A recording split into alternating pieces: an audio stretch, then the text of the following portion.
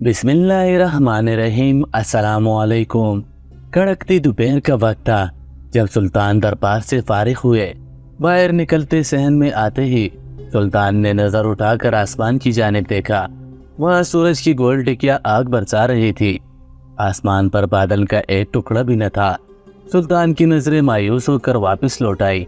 बारिशों का सारा मौसम यूं ही गुजरता जा रहा था। खुश्क साली अरूज पर पहुंच गई थी। ना कोई फसल हुई थी और ना ही कोई गल्ला। ऐसे लगता था कि आने वाले कुछ वक्त में ही मिस्र पर कहत हुकूमत करने वाला है।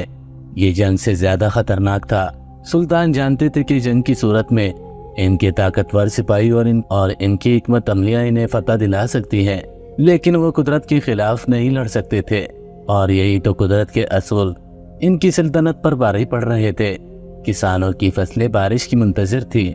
खुश्क और बंजर जमीन से आखिर कितना पानी निकाला जाता, वो भी आखिरकार खुश्क होने लगे थे।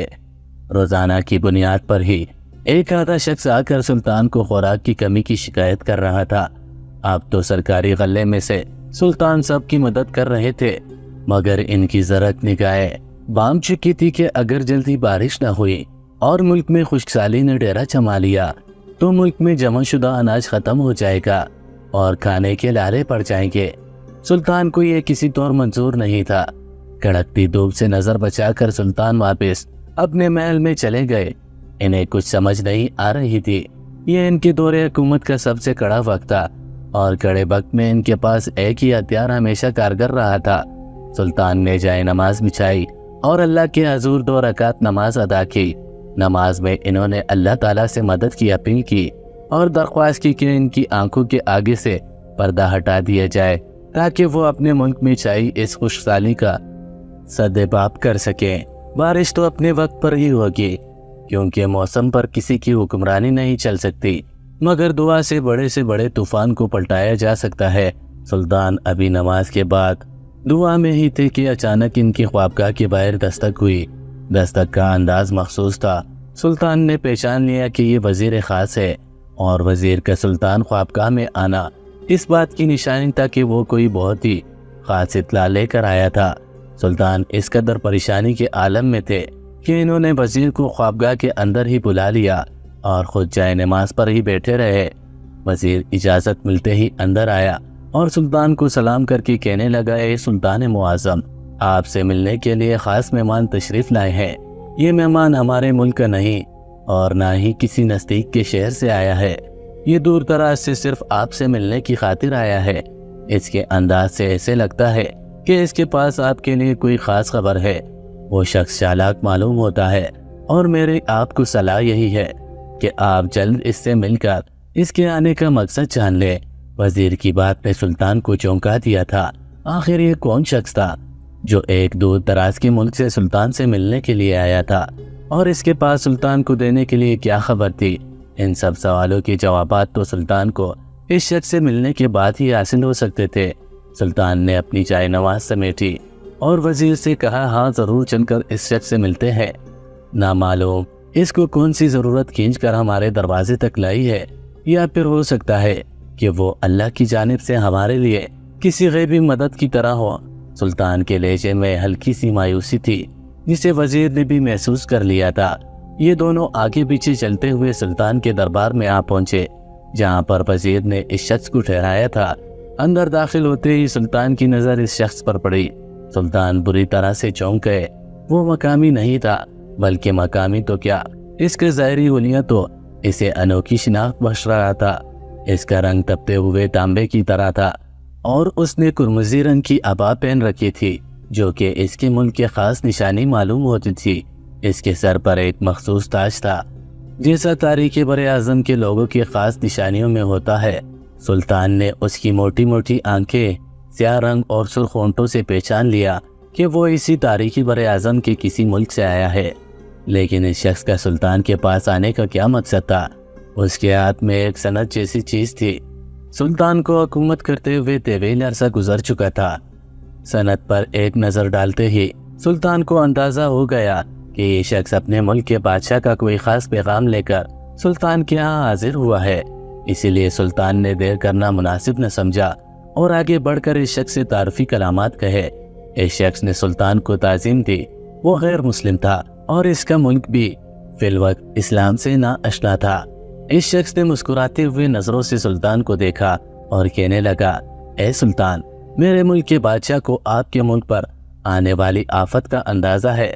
ہمارے ہاں موسم کی ماہرین اس بات کا دعویٰ کر رہے ہیں کہ اس پورے خطے میں شاید خشک سالی آنے والی ہے۔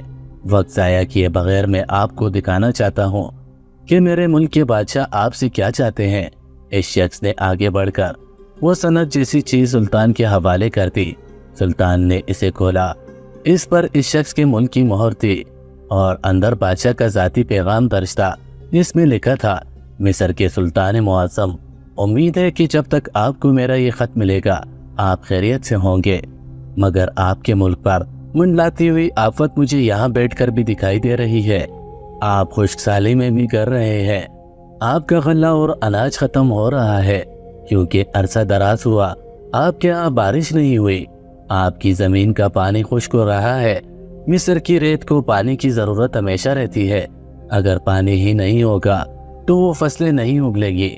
نتیجے کے طور پر آنے والے کچھ سالوں میں مصر بنجر ہو جائے گا۔ بھوکے لوگ ایک دوسرے کو نوچ کھائیں گے۔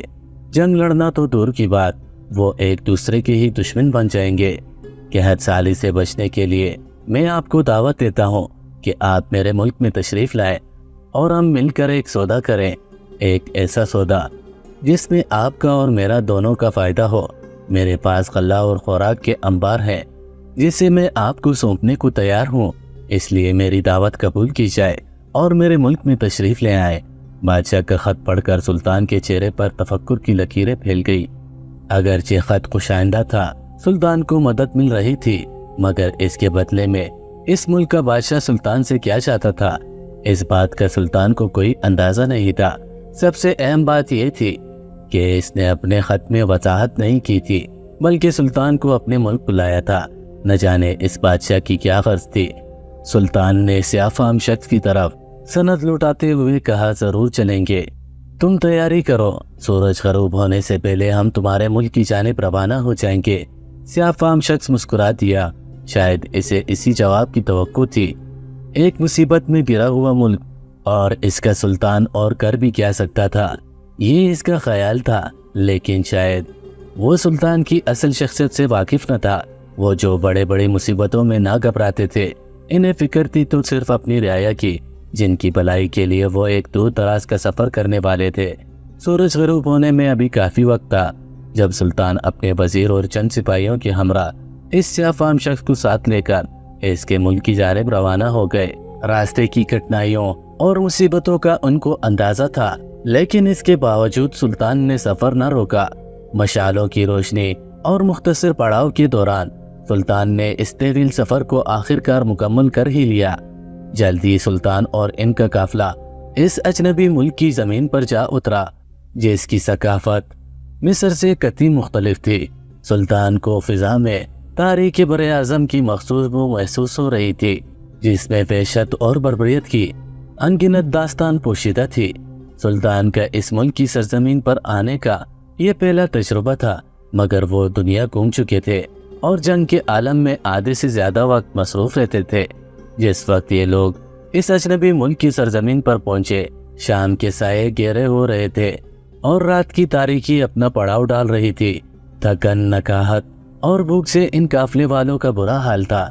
انہیں جلد کسی آرام گاہ کی ضرورت تھی۔ شاید اس بات کو سلطان کے میزبان نے بھی محسوس کر لیا، اسی لیے اس نے سلطان کو مخاطب کر کے کہا، اے سلطان معظم، اگرچہ آپ ایک شاہی مہمان ہیں اور آپ کی درست خاطر تواضع شاہی محل میں ہی ممکن ہے، لیکن میری آپ سے درخواست ہے کہ آپ آج رات میرے گھر قیام کر لیں، کیونکہ میرا گھر یہی سے بالکل نزدیک ہے۔ ابھی تک وہاں پر آپ کے لیے ساری سہولیات موجود ہے۔ میری بیوی کھانا پینے کا بندوبست کر چکی ہوگی۔ ہم سب کا ہی تھکاوٹ سے برا حال ہے اور اس وقت بادشاہ سلامت سے ملاقات بھی ممکن نہیں، اسی لیے بہتر یہی ہے کہ آپ آج رات میرے گھر قیام کریں اور میں کل صبح آپ کو شاہی محل پہنچا دوں گا۔ سلطان کو اس شخص کی بات میں تو کوئی قباحت محسوس نہیں ہوئی۔ جب وہ اس اجنبی سرزمین پر آ ہی گئے تھے تو اب آر یا پار کوئی بھی فیصلہ ہوتا، انہیں بھگتنا تو تھا ہی، वैसे بھی انہیں اپنی قابلیت پر بھروسہ تھا، ان کے ساتھ کوئی غیر معمولی واقعہ پیش نہیں آ سکتا تھا، لیکن یہ سلطان کی بھول تھی۔ اس شخص کے مکان میں سلطان جو کچھ دیکھنے والے تھے، اس کا سلطان کو دور دور تک اندازہ نہیں تھا۔ انہیں یقین نہیں تھا کہ ان کی مشکلات میں اچانک سے اضافہ ہونے والا ہے۔ یہ لمبے قد کا سیاہ فام شخص سلطان کو لے کر اپنے مکان کی جانب چل پڑا۔ اس نے درستی کہا تھا، اس کا گھر بالکل ہی نزدیک تھا۔ شاہی محل کا نمائندہ ہونے کی حیثیت سے اس کا مکان شاندار تھا، اس میں شاہی پن واضح جھلک رہا تھا۔ رات کے اس پہر بھی مکان میں اچھی خاصی چہل پہل تھی۔ کئی نوجوان لڑکے مکان میں گھوم پھر رہے تھے اور اپنے اپنے ذمہ لگائے ہوئے کام انجام دے رہے تھے۔ نوکر چاکر کا انبار تھا۔ سلطان کو اندازہ ہوا کہ اس ملک میں لوگوں کا طرز رہائش خاص شاہانہ ہے اور کسی حد تک فضول خرچ بھی۔ یہ شخص سلطان کو لے کر مکان کے اندرونی حصے میں چلا گیا۔ اس کے گھر والے اس کو دیکھ کر بے حد خوش ہوئے اور انہوں نے سلطان اور ان کے ساتھیوں کی خوب آؤ بکت کی۔ فوراً غسل اور لباس تبدیل کرنے کی سہولت دی گئی۔ دھول مٹی نے ان قافلے والوں کی حالت بگاڑ دی تھی۔ غسل سے یہ لوگ اپنی اصلی حالت میں واپس لوٹ آئے۔ سلطان کے میزبان نے ان کے قیام و قیام میں کوئی کسر نہ چھوڑی۔ انہیں بہترین کھانا پیش کیا گیا۔ راستے کی تھکاوٹ کا اثر تھا یا نہ جانے کیا، سلطان اور تمام افراد نے پیٹ بھر کر کھانا کھایا۔ کھانے سے فارغ ہو کر سلطان نے اس شخص سے اجازت چاہی، کیونکہ سلطان کی رات کی عبادت کا وقت ہو رہا تھا۔ اس شخص نے سلطان کی بے حد خدمت کی تھی۔ سلطان اس سے متاثر تھے، حالانکہ وہ غیر مسلم تھا۔ اجازت ملتے ہی سلطان، وزیر اور ان کے باقی سپاہی اپنی خوابگاہوں میں چلے گئے۔ کل صبح انہیں بادشاہ سے ملنے کے لیے ان کے محل میں جانا تھا، جہاں ایک ایسا سودا طے پانا تھا جس کے متعلق سلطان کو کچھ علم نہ تھا۔ سلطان اپنے کمرے میں تشریف لے گئے اور نماز ادا کی۔ نماز کے بعد سلطان نے حسب معمول اللہ کے حضور نفل ادا کیے اور دعا کی کہ وہ جس مقصد کے لیے یہاں پر آئے ہیں وہ خیر و عافیت سے پورا ہو جائے۔ نماز کے دوران ان کے دل کی حالت عجیب ہونے لگ گئی۔ سلطان چونک سے گئے۔ ان کی یہ حالت ایک خاص نشانی کا اشارہ کیا کرتی تھی۔ وہ جانتے تھے کہ جب اللہ تعالیٰ انہیں کسی مخصوص چیز سے آشنا کرنا چاہ رہے ہوں تو ان کے اندر عجیب سی بے چینی بھر جاتی ہے۔ اس وقت بھی سلطان کا یہی حال تھا کہ ان کا دل چاہ رہا تھا کہ اڑ کر اپنی خوابگاہ سے باہر چلے جائے۔ حالانکہ وہ ایک طویل سفر سے بے حد تھکے ہوئے تھے، لیکن اب انہیں بستر کی کشش بھی محسوس نہیں ہو رہی تھی۔ سلطان نے اپنی جائے نماز سمیٹی اور خوابگاہ کا دروازہ کھول کر باہر نکل آئے۔ رات گہری ہو چکی تھی۔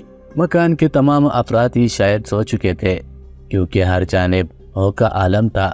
دبے قدموں چلتے ہوئے سلطان مکان کے بیرونی حصے کی جانب آ پہنچے۔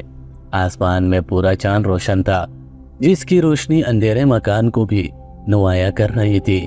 اچانک سلطان کو احساس ہوا کہ انہیں کسی غیر کے مکان میں اس طرح کے کھلے عام نہیں گھومنا چاہیے، یہ اخلاقیات کے خلاف ہے۔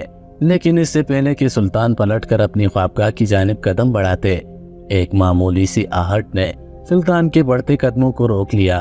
آہٹ صحن میں لگے ہوئے پیڑ پودوں کے عقب میں سے آئی تھی۔ سلطان تجسس کے ہاتھوں مجبور ہو گئے اور کچھ انہیں اپنے اندر کی بے چینی بھی سمجھ نہ آ رہی تھی، جو انہیں مسلسل اشارہ دے رہی تھی کہ انہیں آگے بڑھ کر دیکھنا چاہیے کہ کیا ماجرا ہے۔ بغیر کوئی آہٹ پیدا کیے سلطان نے آگے بڑھ کر ایک بڑے سے درخت کی چند شاخوں کو اٹھایا تو آگے بے حد گنونا منظر سلطان کے سامنے تھا۔ سلطان نے فوراً اپنی نظریں پھیر لی، مگر ایک لمحے کی نظر میں ہی انہوں نے وہ سب کچھ دیکھ لیا جسے دیکھ کر ان کی روح تک لرز اٹھی تھی۔ پودوں کی باڑ کے پیچھے دو کمسن لڑکے ایک دوسرے کے ساتھ نازیبا حرکات میں مشغول تھے۔ معاشرے میں برائی اور بد فطرتی ہر جگہ نظر آتی ہے، مگر سلطان کو یہ قوم لوط کے پیروکار اس طرح کھلے عام آج پہلی بار نظر آئے تھے۔ قوم لوط کا خیال آتے ہی جب سلطان کو اس قوم کی بدترین عبرتناک موت یاد آئی اور سلطان نے ان کے انجام کو تصور کیا تو سلطان سے اپنے پیروں پر کھڑا رہنا مشکل ہو گیا۔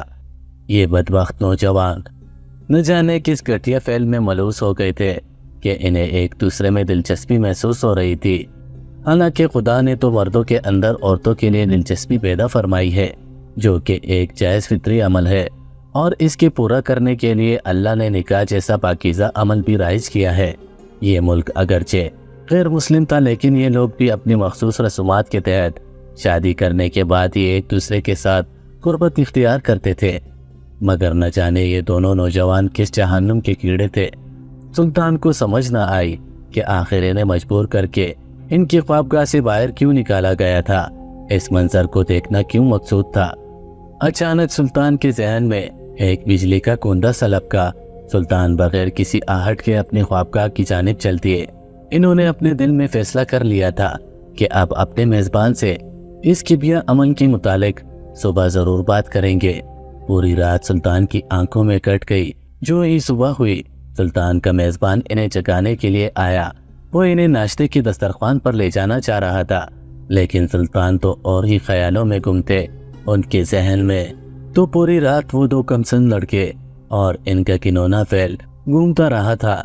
سلطان نے اپنے میزبان کا بغور چہرہ دیکھا اور اسے مخاطب کر کے کہنے لگے، میرے دوست، تم نے میری بہت اچھی میزبانی کی اور ہم نے پوری رات بے حد سکون سے کاٹی، مگر کل رات ایک عجیب منظر نے میری روح تک کو بے چین کر دیا۔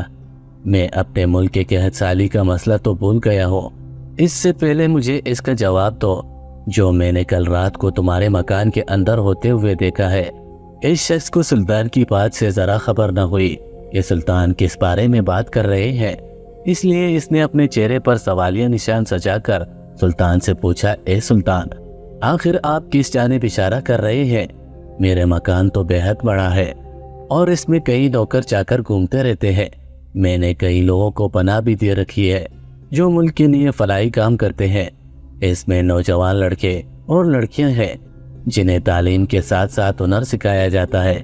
اس کے لیے آپ کا اشارہ کس جانب ہے؟ ذرا واضح کیجیے۔ اب سلطان نے سوچا کہ انہیں واضح طور پر بتا دینا چاہیے، اس لیے انہوں نے کھلے الفاظ میں اپنے میزبان کو رات دیکھا جانے والا منظر بتا دیا۔ لیکن اس وقت سلطان کی حیرت کی انتہا نہ رہی جب انہوں نے اپنے میزبان کے چہرے پر ہنسی پھیلتی ہوئی دیکھی۔ وہ ایک زوردار کہکا لگا کر ہنس پڑا۔ سلطان کو اس کی ہنسی بے حد ناگوار گزری۔ یہ بات پریشان اور پیشمان ہونے کی تھی، نہ کہکے لگانے کی۔ وہ شخص کہنے لگا، اے سلطان، شاید آپ ایک مسلم معاشرے سے آئے ہیں، اسی لیے آپ کو اس میں عیب نظر آ رہا ہے، ورنہ یہ تو ہمارے ہاں ایک بے حد معمولی سی بات ہے۔ مرد اور مرد ایک دوسرے میں دلچسپی رکھتے ہیں اور عورتیں ایک دوسرے میں۔ ہمیں اس چیز سے کوئی غرض نہیں کہ کوئی کیا کرتا ہے۔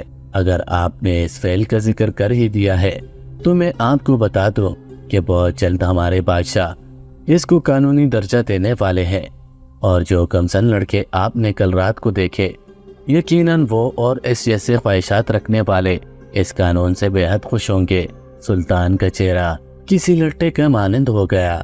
سلطان کو ان کمسن لڑکوں سے کوئی دلی انست تھی، بلکہ وہ تو قوم لوط کا انجام یاد کر کے گھبرا رہے تھے، جس میں اللہ تعالیٰ نے ان لوگوں کو بھی عذاب دیا تھا جو ظالم کا ساتھ تو نہ دیتے تھے لیکن ظالم کے خلاف آواز بھی نہ اٹھاتے تھے۔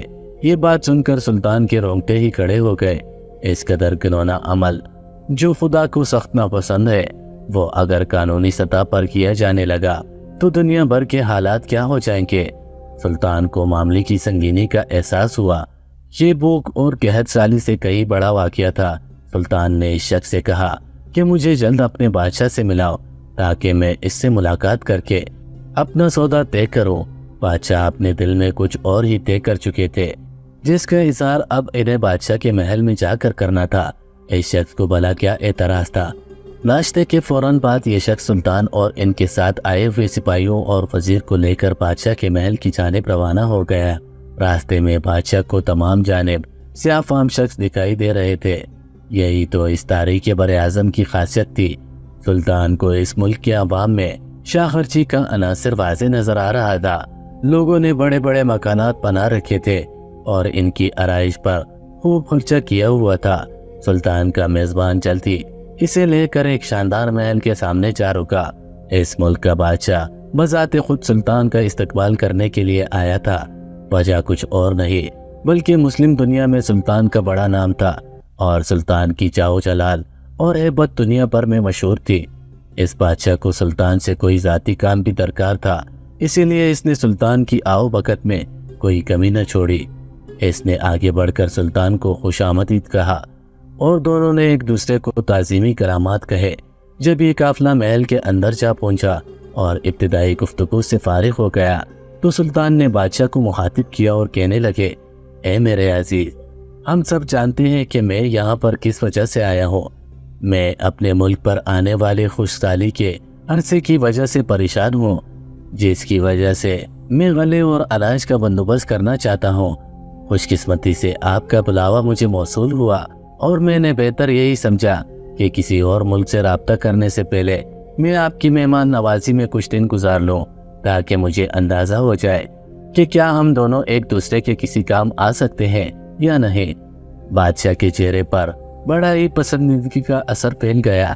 اسے سلطان کے بات کرنے کا انداز بہت پسند آیا اور اس نے سلطان سے کہا، اے سلطان، آپ بالکل درست جگہ پر آئے ہیں۔ میں نے آپ کو بڑی چاہت سے اپنے یہاں بلایا ہے۔ میں جانتا ہوں کہ مصر میں آنے والے وقتوں میں ایک لمبا قحط آنے والا ہے۔ کچھ پتہ نہیں کہ بارش ہوگی یا نہیں اور زمین غلہ اگلے گی یا نہیں، لیکن سلطان ہونے کی حیثیت سے آپ کو انتظار کرنا چاہیے۔ میرے ملک میں اناج وافر مقدار میں موجود ہے۔ میں آپ کو اس کی ایک کثیر مقدار فراہم کر سکتا ہوں جو قحط سالی کے دنوں میں آپ کے عوام کی مدد کرے گا، لیکن اس کے بدلے میں آپ کو میری کچھ مدد کرنی ہوگی۔ سلطان کے چہرے پر یہ سن کر سوالیہ نشان پھیل گیا اور انہوں نے اس شخص سے پوچھا کہ بدلے میں اسے کیا چاہیے۔ بادشاہ نے غلے اور اناج کے بدلے میں سلطان سے فوجی سامان کی خواہش کا اظہار کیا۔ اعلیٰ نسل کے گھوڑے جو پوری دنیا میں صرف عرب نسل کے لوگوں کے استعمال میں تھے، وہ اس شخص کو درکار تھے۔ وہ چاہتا تھا کہ سلطان کے فوجی اس کے فوجوں کو لڑنا سکھائیں۔ یہ سب تو وہ کام تھے جو سلطان کی فوجیں باخوشی کیا کرتی تھی، اسی لیے انہیں کوئی اعتراض نہیں ہو سکتا تھا۔ سلطان نے اس کا سودا منظور کر لیا۔ سلطان نے حکم جاری کیا کہ ایک فوجی دستہ بلا کر اس ملک کے سپاہیوں کو جنگ کے طریقہ کار سکھائے اور ایک مخصوص تعداد میں گھوڑے اور سامان رسد میں مہیا کرنے کا حکم جاری کر دیا۔ بادشاہ کو امید نہ تھی کہ سلطان اتنی جلدی مان جائیں گے۔ وہ بے حد خوش تھے۔ سلطان کو در حقیقت اس بادشاہ سے ایک اور کام بھی تھا، اسی لیے سلطان چاہتے تھے کہ معاملہ خوش اسلوبی سے حل ہو جائے۔ سلطان نے اسے مخاطب کیا اور کہنے لگے، بادشاہ، میں چاہتا ہوں کہ اس سودے کے ساتھ ہم ایک سودا اور کریں۔ اگر آپ کی اجازت ہو تو میں اپنا مدعا بیان کروں۔ بادشاہ تو سلطان کی سخاوت سے بے حد خوش تھا، اسے بھلا کیا اعتراض ہو سکتا تھا۔ اس نے فوراً سے سلطان سے کہا، آپ کو جو کہنا ہے ضرور کہیں، اگر میرے پاس میں ہو تو میں اسے ضرور پورا کروں گا۔ سلطان کے چہرے پر ایک پراسرار سی مسکراہٹ توڑ گئی۔ سلطان نے اس بادشاہ سے ان دو کمسن لڑکوں کا مطالبہ کر دیا جو انہوں نے اپنے میزبان شخص کے گھر میں دیکھے تھے۔ وہ دو کمسن لڑکے جو ایک دوسرے کے ساتھ نازیبا حرکات کر رہے تھے اور ہم جنس پرستی میں ملوث تھے۔ سلطان کی اس بات پر یہ بادشاہ چونک اٹھا، لیکن ملک کے دو عام سے لڑکوں سے اسے کیا غرض ہو سکتی تھی۔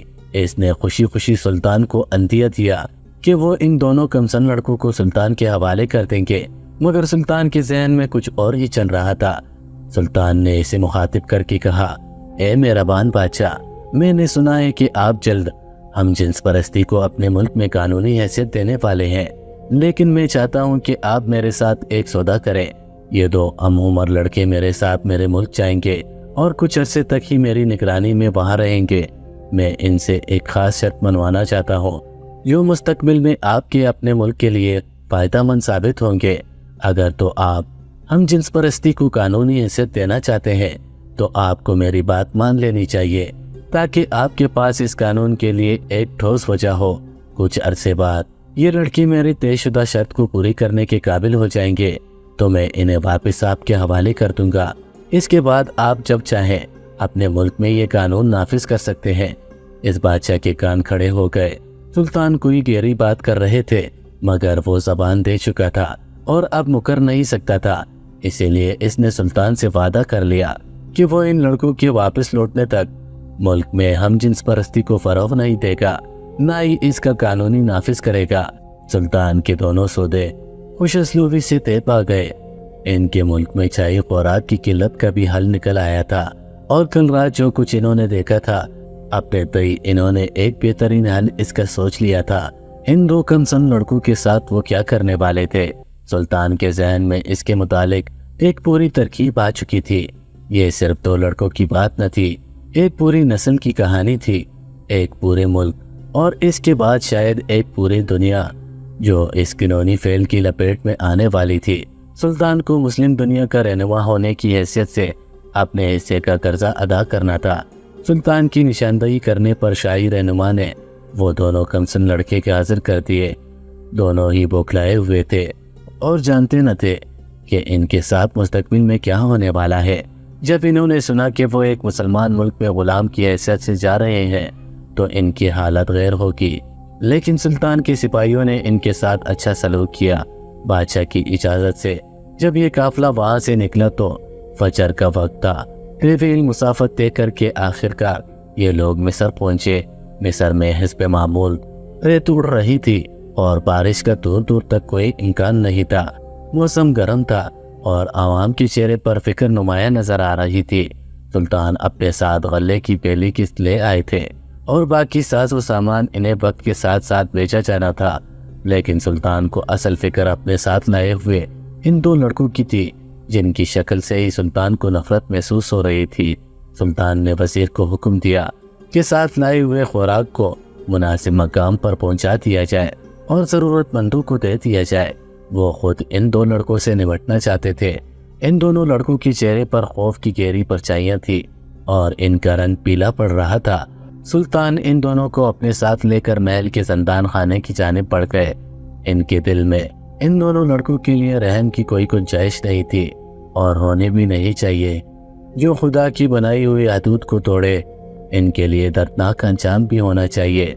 मगर सुल्तान न जाने इनके लिए मौत से बढ़कर कौन सा ऐसा अंजाम सोचकर बैठे थे। ये दोनों लड़के आपस में सरगोशियों में बातें कर रहे थे कि सुल्तान इन्हें लेकर एक कैद खाने के सामने पहुंच गए। कैद खाने का पहरेदार सुल्तान का खादिम खास था। सुल्तान ने इसे हुक्म दिया कि कैद खाने का दरवाज़ा खोला जाए और इन दोनों लड़कों को हुक्म दिया कि अंदर दाखिल हो जाए। ये दोनों लड़के सुल्तान की मिन्नत समाजत करने और रोने धोने लगे और पूछने लगे कि आखिर हमारा गुनाह क्या है। सुल्तान ने इन्हें मुखातिब किया और कहने लगे, तुम्हारा गुनाह सिर्फ इतना है कि तुम लोग मर्द हो, तुम्हें औरतों में दिलचस्पी लेनी चाहिए, लेकिन तुमने खुदा के बनाए हुए हदों को तोड़ा और एक दूसरे के साथ नाजेबा हरकत करते हुए पाए गए, जिससे जाहिर होता है कि तुम लोगों को कोमेलूद के अफराद की तरह मर्दों में दिलचस्पी है। ये एक बेहद घिनौना अमल है और खुदा के नज़दीक नापसंदीदा है, लेकिन मैं तुम लोगों को सज़ा की दियत से यहाँ नहीं लाया। तुम्हारे मुल्क का बादशाह हम जिन्स परस्ती को पूरे मुल्क में फैलाना चाहता है और कानूनी हैसियत देना चाहता है। एक सुल्तान होने की हैसियत से मैं आज की नहीं बल्कि मुस्तकबिल की फिक्र करता हूँ। मैं चाहता हूँ कि तुम दोनों मेरी एक शर्त मान लो। अगर तुम दोनों मेरी शर्त पूरी करते हो तो एक मखसूस वक्त के बाद मैं तुम लोगों को आज़ादी दे दूंगा। तब तुम लोग अपने मुल्क में जाकर ये ऐलान कर सकते हो कि हम जिन्स परस्ती में सिर्फ फ़ायदा ही फ़ायदा है, कोई नुकसान नहीं। मैं खुद भी तुम्हारे बादशाह को गवाही दूंगा कि तुम लोगों ने मेरी शर्त पूरी करके हम जिन्स परस्ती के हक में मेरे दिल को तब्दील कर दिया है, लेकिन तब तक तुम लोगों को इसी ज़ंदान खाने में रहना होगा जब तक कि तुम लोग मेरी शर्त पूरी ना कर दो। दोनों लड़के एक दूसरे का मुंह देखने लगे और एक ने आगे बढ़कर सुल्तान से पूछा, सुल्तान, अगर हमारी आज़ादी की कीमत कोई शर्त है जो आप हमसे पूरी करवाना चाहते हैं तो ज़रूर बताएं, हम इसे हर सूरत में पूरा करेंगे। सुल्तान मुस्कुरा दिए। इन्होंने दिल में सोचा कि अभी जब इन लोगों को शर्त का पता चलेगा तो इनका रद्द अमल कैसा होगा। कैद खाने का पहरेदार भी सवालिया नजरों से सुल्तान की जानिब देख रहा था। सुल्तान ने पहरेदार को हुक्म दिया और कहने लगा, खादिम खास, मेरी तरफ से तुम्हें इजाज़त है कि तुम हर रोज़ 10-10 घोड़े इन दोनों को मारा करो। अगर ये मेरी मतलूबा शर्त को पूरा ना करें, जिस रोज़ तुम्हें लगे कि मेरी शर्त पूरी हो गई है, इसी रोज़ इन दोनों को लेकर मेरे दरबार में आ जाना। इसके बाद सुल्तान ने दोनों लड़कों को अपनी शर्त बताई। शर्त सुनने के साथ ही इन दोनों लड़कों की आंखें उबल कर बाहर को निकल पड़ी। भला इस तरह कैसे मुमकिन था, लेकिन इनकी जान को बनी थी। वो सुल्तान की मिन्नत समाजत करते रहे اور رحم کی بھیک مانگتے رہے، لیکن سلطان ان کو بخشنے کو تیار نہ تھے۔ سلطان نے ان کی آزادی کی واحد قیمت یہ ہی مقرر کی کہ وہ سلطان کی شرط پوری کرتے، مگر لڑکے جانتے تھے قیامت تک بھی اس قید خانے میں رہیں گے، تب بھی سلطان کی شرط کو پورے کرنے کے لائق نہیں بن سکیں گے۔ پہرے دار سمجھ گیا تھا، اس نے ان دونوں لڑکوں کو اندر دھکیلا، زندان خانے کا دروازہ باہر سے بند کر دیا۔ اندر سے دونوں لڑکوں کے آؤ بکا اور چیخ و پکار کی آوازیں آنے لگی۔ سلطان نے اپنے قدموں کو واپس موڑا اور محل کی جانب بڑھ گئے۔ ان دونوں ہم جنس پرستوں کا وقت اب شروع ہونے والا تھا۔ دن پر دن گزرتے چلے گئے، موسم آئے اور بیت گئے، سلطان کی دی ہوئی شرط پوری نہ ہو سکی، نہ ہی مصر میں بارش ہوئی۔ قحط سالی اپنے عروج پر پہنچ گئی۔ ایسے میں سلطان نے کئی ممالک سے رابطے کیے جنہوں نے مختلف چیزوں کے عوض مصر کو خوراک اور غلہ مہیا کیا۔ سلطان نے بہترین حکمت عملی اپنائی تھی، لیکن اس کے باوجود ملک میں شدید تنگی کا دور تھا۔ صبح اٹھتے ساتھ ہر کوئی طلبگار آنکھوں سے آسمان کی جانب دیکھنے لگتا کہ شاید آج بارش برس جائے۔ ایسے ہی طلبگار آنکھیں سلطان کے زندان خانے میں قید تھیں، جنہیں آسمان تو نظر نہ آتا تھا، لیکن ان کی طلب آزادی تھی۔ انہیں بارش سے کوئی غرض نہیں تھی، انہیں خواہش تھی تو بس یہ کہ کسی طرح وہ اس قید خانے سے چھوٹ جائے۔ یہ وہی دو کمسن قیدی تھے جو ہم جنس پرستی کے جرم میں زندان خانے میں قید تھے۔ انہیں قید میں کئی برس گزر چکے تھے، مگر ابھی تک سلطان کی دی ہوئی شرط پوری نہ ہوئی تھی۔ سلطان اکثر اس زندان خانے کا جائزہ لینے کے لیے آیا کرتے۔ کوڑے پڑتے وقت ان قیدیوں کی چیخیں آسمانوں کو چیر ڈالتی، مگر سلطان کے دل میں ان کے لیے کوئی رحم نہ آتا۔ وہ جانتے تھے یہ دونوں وہ ناسور ہیں جنہیں اگر آزاد کر دیا جائے تو یہ پورے معاشرے کو گنزدہ کر دیں گے۔ یہ سب کچھ اسی طرح جاری تھا کہ اچانک ایک روز سلطان کو یوں محسوس ہوا کہ آسمان زمین پر آ گرا ہے۔ جب ان دونوں کمسن قیدیوں نے سلطان کو پیغام بھیجا کہ انہوں نے سلطان کی دی ہوئی شرط پوری کر لی ہے، اب انہیں آزاد کر دیا جائے، یہ پیغام لانے والی کوئی اور نہیں بلکہ زندان خانے کا پہرے دار ہی تھا، جو نظریں چراتے ہوئے سلطان کو اطلاع دے رہا تھا۔ سلطان نے کھا جانے والی نظروں سے اس پہرے دار کو دیکھا اور کہنے لگے، اگر تو تم ہوش و آواز میں ہو تو تم یہ بات کیسے کہہ سکتے ہو کہ میری شرط پوری ہو گئی؟ کیا تم جانتے نہیں تھے کہ میں نے ان کے سامنے کیا شرط رکھی تھی؟ پہرے دار کے پاس اس سوال کا کیا جواب تھا؟ وہ نظریں نیچے کیے سلطان کے سامنے کھڑا رہا۔ اچانک اس کے پیچھے وہ دونوں جوان لڑکے برآمد ہوئے۔ قید میں رہتے رہتے ان کی حالت بدترین ہو چکی تھی، لیکن ان کے چہرے ویسے ہی تھے جیسے کسی گناہ میں مبتلا انسان کے ہوتے ہیں، جو اپنے گناہ پر نہ تو نادم ہوتا ہے اور نہ ہی معافی مانگتا ہے۔ چونکا دینے والا منظر مگر یہ نہیں تھا۔ جس چیز نے اس منظر میں سب سے حیران کن تاثر پیدا کیا وہ ایک ننھا سا نامعلوم بچہ تھا جو ان دونوں مردوں میں سے ایک کے ہاتھ میں تھا۔ سلطان کے دماغ میں وہ سارا منظرنامہ گھوم گیا جب انہوں نے ان دونوں لڑکوں کو اپنی شرط سے آگاہ کیا تھا۔ سلطان کے ذہن میں ان کے اپنے الفاظ گونجنے لگے جب انہوں نے کہا تھا، مجھے تمہارے ہم جنس پرستی سے کوئی مسئلہ نہیں، اگر تم لوگ مردوں کے ساتھ تعلقات بنا کر خوش ہو تو یہ تمہاری خواہشات ہیں، مگر میں تو صرف اتنا چاہتا ہوں کہ اس دنیا کی بقا سلامت رہے جو کہ نئی نسل کی پیدا ہونے سے ہوتی ہے۔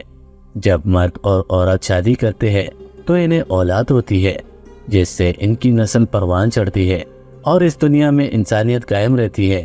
اگر تو مرد اور مرد آپس میں شادی کریں گے اور ہم جنس پرستی کریں گے تو ان کے ہاں اولاد ہونے کی کوئی تو صورت ہونی چاہیے۔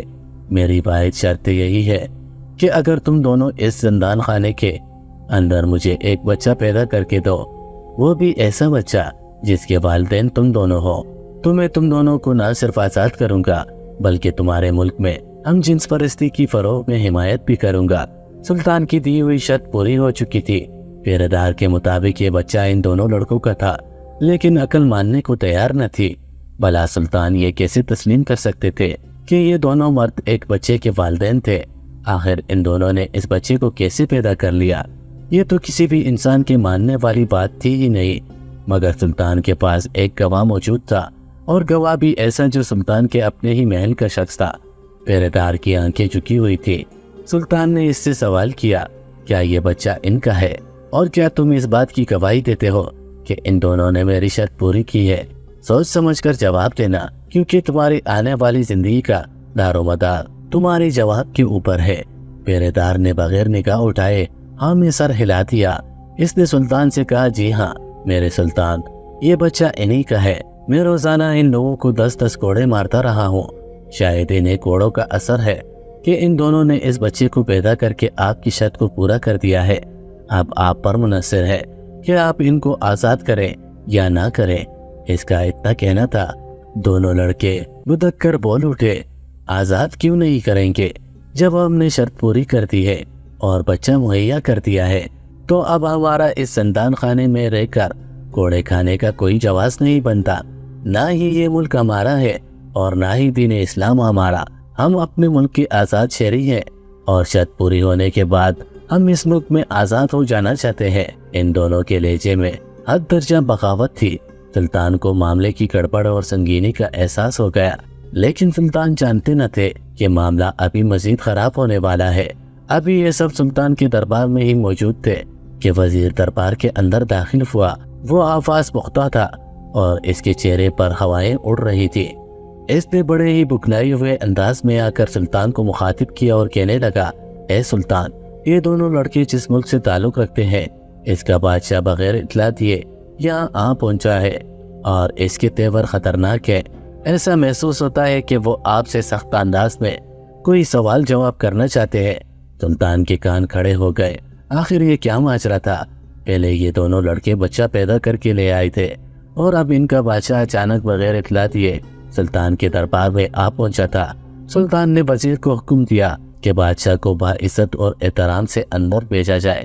زیادہ دیر نہ گزری تھی کہ بادشاہ چند افراد کے لشکر کے ساتھ دربار کے اندر داخل ہوا۔ بادشاہ کے تیور خطرناک معلوم ہو رہے تھے، لیکن وہ رکھ رکھاؤ والا انسان تھا۔ سلطان نے اسے بے حد عزت سے اپنے دربار میں بٹھایا اور اس کی خوب آؤ بکت کی اور اس سے اس کے آنے کا مقصد پوچھا۔ بادشاہ نے سلطان سے کہا، اے سلطان، یہ دو لڑکے جو آپ مجھ سے یہ کہہ کر لے کر آئے تھے کہ یہ آپ کی شرط پوری کر دیں گے تو آپ انہیں مجھ تک واپس روانہ کر دیں گے، وہ بھی خیر و عافیت سے، اور ساتھ ہی آپ اس بات سے بھی انکار نہیں کریں گے کہ ہم جنس پرستی میں کوئی برائی نہیں ہے۔ لیکن مجھے اطلاع ملی ہے کہ ان لڑکوں نے آپ کی شرط پوری کر ڈالی ہے۔ میں خود حیران ہوں کہ آخر ایسے کیسے ممکن ہوا ہے۔ میں اس واقعے کی چھان بین کرنے کے لیے یہاں آیا ہوں، لیکن اگر یہ بات سچ ثابت ہوئی اور ان لڑکوں نے واقعی آپ کی اولاد پیدا کرنے والی شرط کو پورا کیا ہے تو پھر آپ کو اپنا وعدہ پورا کرنا ہوگا۔ بادشاہ کی بات سنتے ہی سلطان سمجھ گئے کہ محل میں کوئی نہ کوئی شخص ایسا ضرور موجود ہے جس کی وفاداریاں ان ہم جنس پرستوں کے ساتھ ہے اور اس بادشاہ کے ساتھ بھی۔ مگر سلطان کو یہ داؤ عقل مندی کے ساتھ کھیلنا تھا۔ بادشاہ کے ساتھ ساتھ ان کی سفارتی تعلقات تھے اور اس وقت مصر کے معاشی صورتحال ایسے نہیں تھی کہ وہ بادشاہ کے ساتھ جنگ کا ماحول بناتے، لیکن ان کے سامنے دنیا بعد میں اور دین پہلے تھا۔ یک سلطان کے ذہن میں ایک ترکیب آئی۔ وہ جانتا تھا کہ کس طرح سام کو بھی مارا جا سکتا ہے اور لاٹھی بھی بچائی جا سکتی ہے۔ سلطان کے غیظ و غضب کے سامنے اس وقت کوئی نہیں ٹھہر سکتا تھا۔ 3 فریقین میں سے 2 غیر مسلم تھے اور بادشاہ کے ملک سے تعلق رکھتے تھے جو اصل مجرم تھا، مگر تیسرا شخص سلطان کے اپنے دربار کا تھا۔ وہ عرصہ دراز سے زندان کا پہرے دار تھا۔ سلطان جانتے تھے کہ ہو نہ ہو اس شخص کا کوئی نہ کوئی کردار ضرور ہے جو ایک ناممکن بات پر اپنی گواہی پیش کر رہا ہے۔ یہ اخلاق سلطان اٹھے اور انہوں نے اپنی تلوار نکال کر اس شخص کی گردن پر رکھ دی۔ پہرے دار کی آنکھیں ابل پڑی، اسے اپنی موت یقیناً نظر آنے لگ گئی تھی۔ سلطان نے اسے مخاطب کیا اور کہا، میں جانتا ہوں کہ تو ہی غدار ہے، صرف ایک لمحے میں مجھے میرے سارے سوالوں کی جواب دے دے تاکہ تو نے یہ سب کچھ کیوں کیا اور کیسے کیا۔ زندان خانے میں ان دونوں لڑکوں تک صرف تیری رسائی تھی۔ آخر کیا وجہ تھی کہ تو نے ان ہم جنس پرستوں کے ساتھ دیا اور مجھ سے غداری کی؟ اگر تو جواب نہیں بھی دے گا تو ایک لمحے کے بعد میں تیری گردن کاٹ دوں گا۔ بہتر یہی ہے کہ جواب دے تاکہ تیری جان بخشی آسانی سے ہو۔ پہرے دار سلطان کی ہیبت کے سامنے لرزنے لگ گیا اور فر ایسے بولنے لگا جیسے کوئی سبق یاد کیا ہو۔ اس نے لمحے سے پہلے ہی اور کہنے لگا، اے سلطان، آپ نے درست پہچانا، یہ بچہ میں نے ہی انہیں مہیا کیا ہے۔ وجہ یہ ہے کہ عرصہ دراز سے ان کے ساتھ پہرےداری کرتے ہوئے میں ان گٹھیا حرکات کو دیکھتا رہا اور آخرکار ان لوگوں نے مجھے بھی راغب کر لیا کہ میں بھی ان کی طرح ہم جنس پرستی میں مبتلا ہو جاؤں۔ خدا جانے مجھے گناہ نے کیسے اپنی طرف راغب کر لیا اور میں بھی ان کے ساتھ شامل ہو گیا۔ اب جب میں گناہ میں شامل تھا تو انہوں نے مجھ سے باہر نکلنے کے لیے درخواست کی۔ میری آنکھوں پر پٹی بن چکی تھی۔ میں نے ان کے ساتھ وفاداری کے چکر میں آپ کے ساتھ اپنا پرانا تعلق خراب کر لیا۔ میں نے ہی یہ نامالود بچہ انہیں مہیا کیا ہے تاکہ یہ آپ کو دکھا کر شرط کا پورا ہونا ثابت کر سکیں۔ میں ہی وہ بدبخت ہوں جس نے خفیہ طریقے سے ان کے بادشاہ تک اطلاع پہنچائی کہ ان کے ملک کے شہریوں کے ساتھ یہاں پر زور و زبردستی اور ظلم ہو رہا ہے۔ میں جانتا ہوں مجھے معافی نہیں ملے گی۔ اگر آپ مجھے معاف کر بھی دیں گے تب بھی اللہ کے دربار میں مجھے معافی نہیں مل سکتی، اسی لیے میں چاہتا ہوں کہ آپ مجھے سزا دیں۔ یہ کہتے ہی یہ پہرے دار رونے لگ گیا۔ سلطان پر اس قدار کے آنسو کا کیا اثر ہونا تھا؟ شاید پہرے دار کے اندر یہ خیال تھا کہ آنسو بہا کر سلطان کے غیظ و غضب سے بچ جائے گا، لیکن اگلے ہی لمحے سلطان نے تلوار کی بار سے اس کی گردن اڑا دی۔ اس کی بے جان لاش زمین پر گر کر تڑپنے لگ گئی۔ یہ غداری اور ہم جنس پرستی کی سزا تھی۔ اس کی لاش زمین پر گرنے کی دیر تھی کہ دونوں لڑکے بچہ زمین پر پھینک کر سلطان کے قدموں میں گر گئے اور گڑگڑانے لگے۔ انہیں اپنی موت نزدیک نظر آ رہی تھی۔ سلطان نے آگے بڑھ کر ان میں سے ایک کی گردن پر تلوار رکھی اور بادشاہ سے پوچھا، اب جب کہ یہ ثابت ہو گیا کہ یہ دونوں مرد بچے پیدا کرنے کے لائق نہیں، تو تم مجھے بتاؤ کہ تم اپنے ملک میں نسل کی بقا کیسے کرو گے؟ ہم جنس پرستی وہ لعنت ہے کہ کل کو تم اپنے ملک میں افراد کو ترسو گے۔ مرد عورتوں سے شادی کر کے ذمہ داریوں کے پابند ہوتے ہیں، بچہ پیدا کرتے ہیں، نسل بڑھتی ہے۔ یہ ایک پاکیزہ معاشرہ ہے، لیکن مرد کے ساتھ اپنی نفسانی خواہشات پوری کرنے لگ گئے تو دنیا کے سمت میں جائے گی۔ مجھے جواب دو۔ بادشاہ غیر مسلم تھا مگر عقل مند تھا۔ اسے سلطان کی بات سمجھ میں آ گئی۔ سلطان کی دہشت کو جو اس نے دیکھا تو اس کی ٹانگیں کانپنے لگ گئی۔ اس نے سلطان سے کہا، یہ دونوں لڑکے میں نے آپ کو غلام کے طور پر عطیہ کر دیے تھے، آپ کی مرضی، آپ ان کے ساتھ جو سلوک کریں۔ میرا فیصلہ یہ ہے کہ میں اپنے ملک میں ہم جنس پرستی کا قانون نافذ نہیں کروں گا، کیونکہ اس سے میرے ہی ملک کا مستقبل برباد ہوگا۔ دونوں لڑکوں کی آہ و بکا جاری تھی مگر سلطان فیصلہ کر چکے تھے۔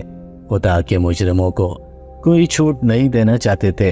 سالوں کی سزا اور قید نے بھی ان دونوں کے دل و دماغ کو نہیں بدلا تھا، بلکہ وہ جھوٹ کا سہارا لے کر اس زندان خانے سے فرار ہونا چاہتے تھے اور باہر نکل کر نہ جانے اپنی جیسے ہی کیسے ناصور پھیلانے والے تھے۔ سلطان نے سوچا برائی کو یہی ختم کر دینا چاہیے۔ اگلے ہی لمحے سلطان کی تلوار نے ان دونوں کے سر تن سے جدا کر دیے۔ سلطان کے دربار کا فرش ان کے خلیج خون سے رنگین ہونے لگا۔ بادشاہ خاموش بیٹھا تھا۔ سلطان کے چہرے پر گہرا اطمینان تھا۔ یہ ان کی اصل شناخت تھی۔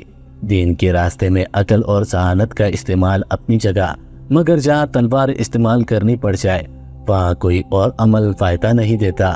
بادشاہ اپنی جگہ سے اٹھا اور سلطان سے جانے کی اجازت مانگنے لگا، لیکن اس سے پہلے کہ سلطان ایک لفظ کہتے، اچانک باہر زور سے بادل گرجے اور آن کی آن میں کڑاکے دار بارش برسنے لگ گئی۔ مصر کی سرزمین جو برسوں سے بنجر اور خشک تھی اور بارش کے لیے ترس رہی تھی، یکایک سیراب ہونے لگ گئی۔ سلطان کے چہرے پر خوشی امڑ آئی۔ انہوں نے پہچان لیا کہ یہ اس عمل کا انعام ہے جو انہوں نے تھوڑی دیر پہلے انجام دیا ہے۔ اللہ کو ان کی بہادری پسند آئی تھی۔ ہم جنس پرستی ایسا گھٹیا فعل ہے جو خدا کو سخت ناپسند ہے، اور یہ قوم لوط اس بدترین فعل کی وجہ سے اللہ کے عذاب کا شکار ہوئی۔ آج سلطان نے اس ناسور کو پھیلنے سے روک دیا تھا اور اللہ نے انعام کی صورت میں ان پر 40 سالوں کی خوش سالی کو لمحوں میں مٹا ڈالا۔ بارش مصر کی ریت کو سیراب کر رہی تھی اور زمین تیار ہو رہی تھی اگلے کئی سالوں تک مہینوں اناج اور غلہ اگلنے کے لیے، جو اپنے اوپر بسنے والوں کے لیے نعمت تھا۔ موسم کے خراب ہونے کے پیش نظر سلطان نے بادشاہ کو جانے سے منع کر دیا اور انہیں اپنی میزبانی میں کچھ دن رکنے کی پیشکش کی۔ بادشاہ نے سلطان کی پیشکش قبول کر لی اور سلطان کے محل میں ہی قیام کیا۔ فارغ ہوتے ہی سلطان نے خدا کی بارگاہ میں سجدہ شکر ادا کیا، جس نے انہیں ایک نہیں 2 مشکل مرحلوں سے نکال لیا تھا۔ مزید ایسی کہانیوں اور سبق آموز واقعات کے لیے ہمارے چینل کو ضرور سبسکرائب کریں۔ اللہ حافظ۔